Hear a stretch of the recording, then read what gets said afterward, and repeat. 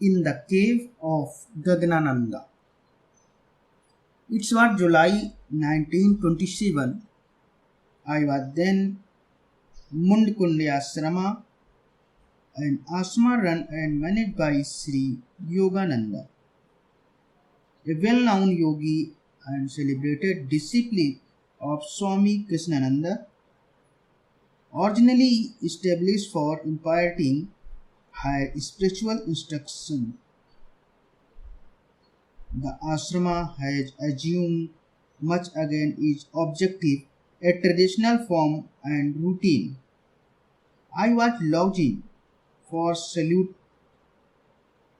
whenever the worldly thought haunted me.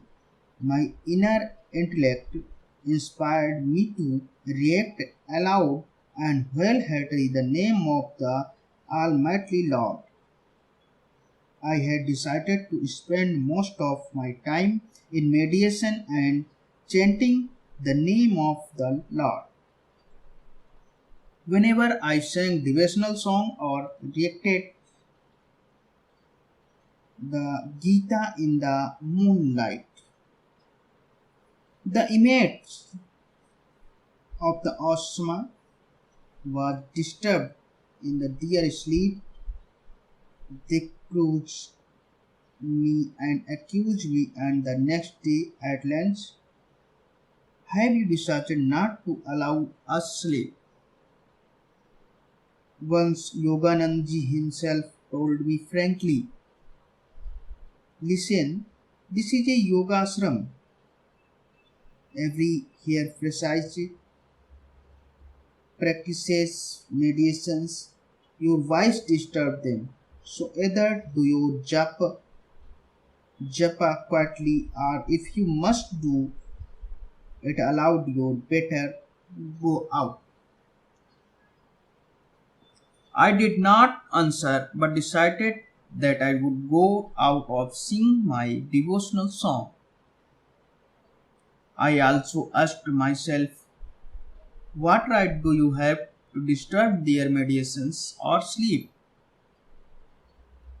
If you wish to do your sadhana, it should it no circumstance disturb others. From that day, I made it a point to go to the bank of the holy Ganges by about 7 in the evening. It was not taking food in the evening, and hence my going out did not disturb at the ashrama schedule in any way. At times, I gazed at the silvery waves of the Ganges and devotional song in ecstasy of chanted the name of Lord Almighty. Sometimes I observed the thinking moonlight become lost in it the meditated on light alone. During the end process of any other thought come to my mind, I reprimanding myself, set myself to chant the name of the Lord emotionally for hours together. In that divine salute, I spend most of my nights on the bare sand of the Ganges. Many a time, chanting the name of the Lord, I fell asleep on the sand and wild animals like jackals and wolves licked my feet. As soon I woke up the runaway and I restarted doing my japa with added zeal and emotions. Sri Yogananda Ashrama was visited by many wondrous sadhus.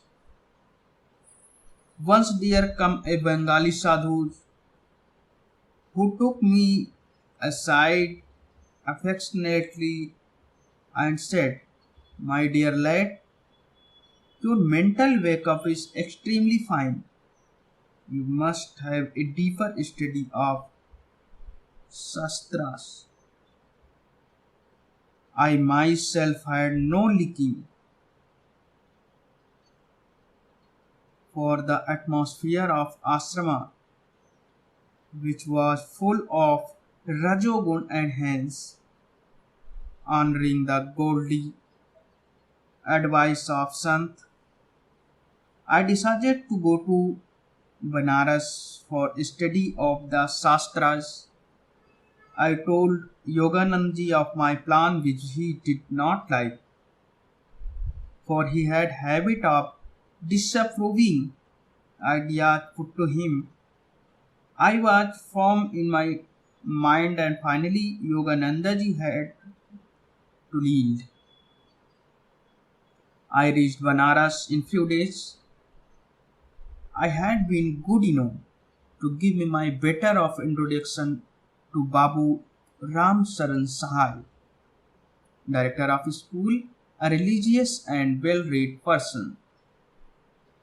I went to him and I showed him to the letter.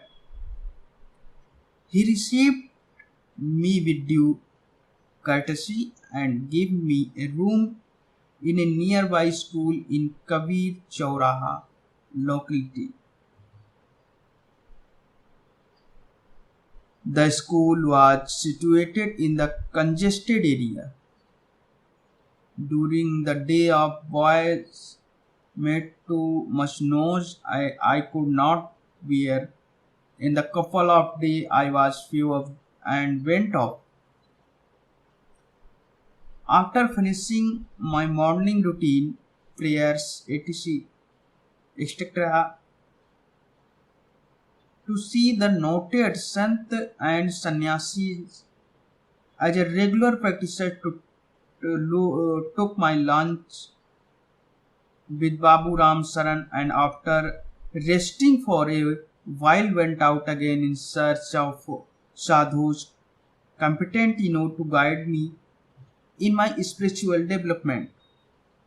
But wherever I went, I saw mere saw pretense, pride, and malice.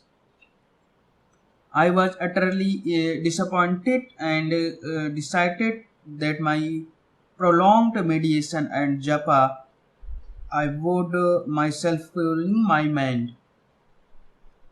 Once it is done, the Lord Himself will appear before me and guide me in my search, the knowledge in it English or Sanskrit.